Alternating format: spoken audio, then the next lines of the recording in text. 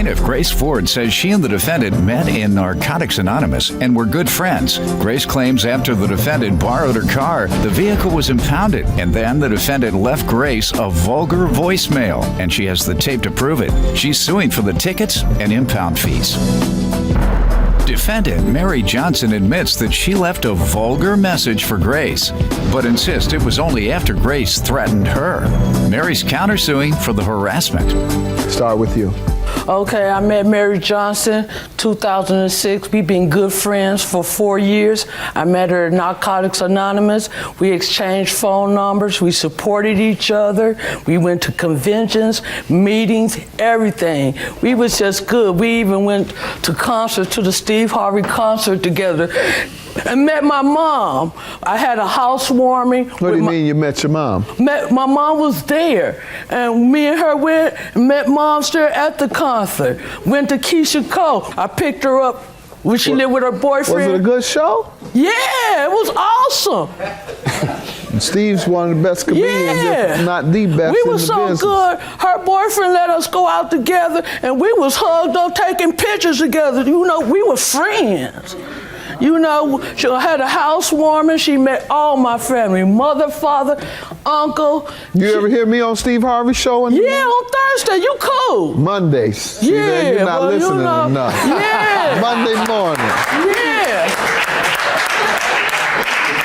I give legal advice. Yeah. Mary Johnson, nobody couldn't tell me nothing. She was my friend. She's an older person like my mom. I trusted her. You know, she was good to me. You know, I thought we was gonna be friends forever and ever. Every time I was down, she picked me up. You always been such an animated person? No, I keep it real. I just know. want you to have clarity how good me and Mary was. I'm very clear. Okay. I'm very clear. I'm very clear. I could call Mary at 2 a.m. Something bothered. She talked to me. One time I was there, she talked to me for 8 hours. All right. Whoa. That's my Come friend. on now, Mary, you talked to her for 8 hours straight? Yes, Your Honor, I have certain What occasions. did you keep talking about for 8 Same hours? thing over and over, Your Honor. Oh, I be going through it. She helps.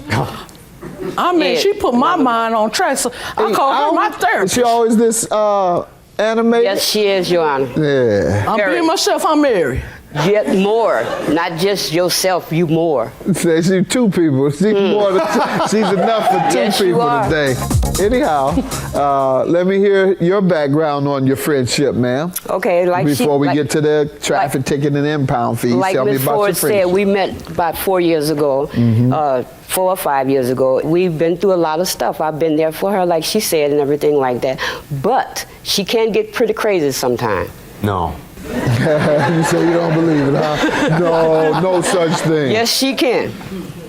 In what way? Ignorant. I mean, you know, belligerent with me, but she Are you is. belligerent sometimes with your Of friend, course Mary? not. And I'm shocked and surprised she said that because she was ignorant with me. How? And she was calling me all out my name. For what? Because I asked for my money, and she accused me of being a pimp because I asked for my money, and she put that on voicemail, and I got it. It's on tape. All right, let me hear it. You know what? Hi there. I know how to call somebody and say hi, not just pay me, pay me, pay me. You know what? I don't have to answer my phone for you and nobody else when they call my house. I didn't even know you called my house until just now. I looked on the phone and checked my.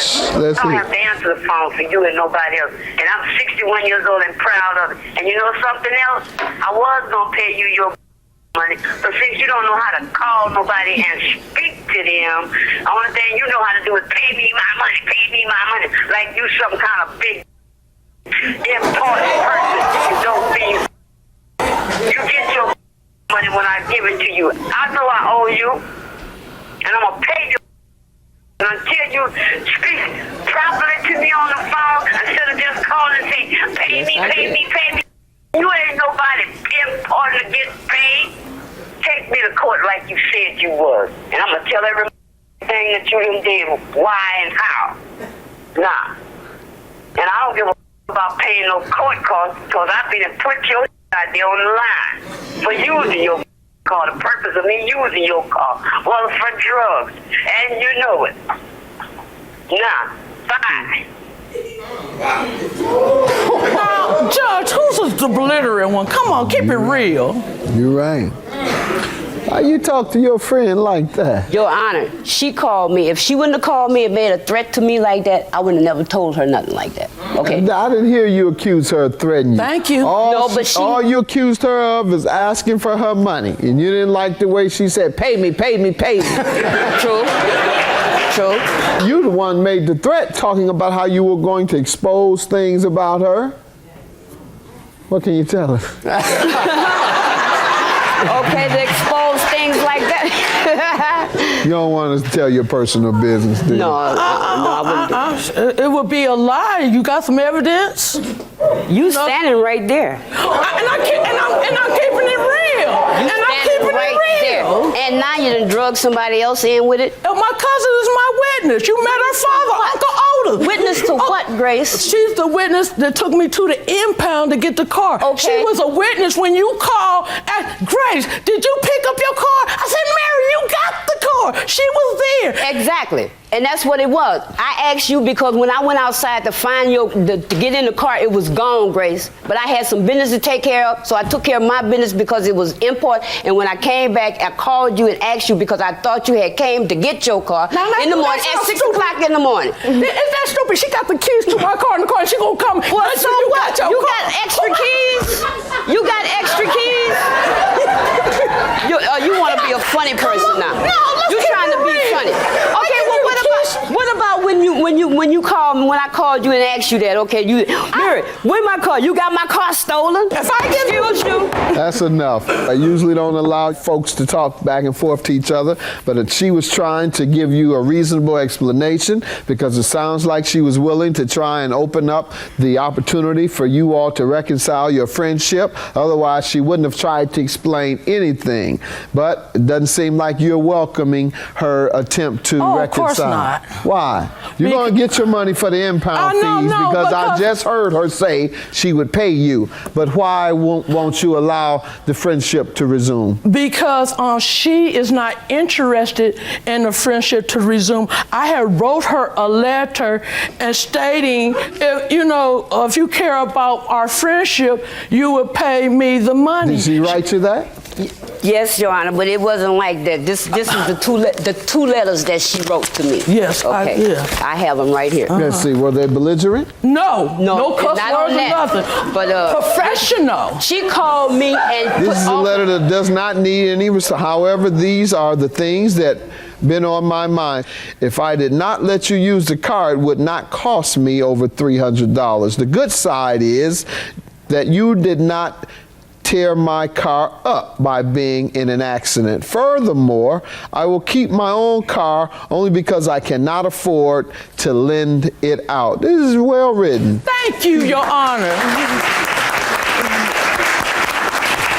You might talk crazy, but you can write. Oh. No, I'm just kidding. Like I say, you just animated.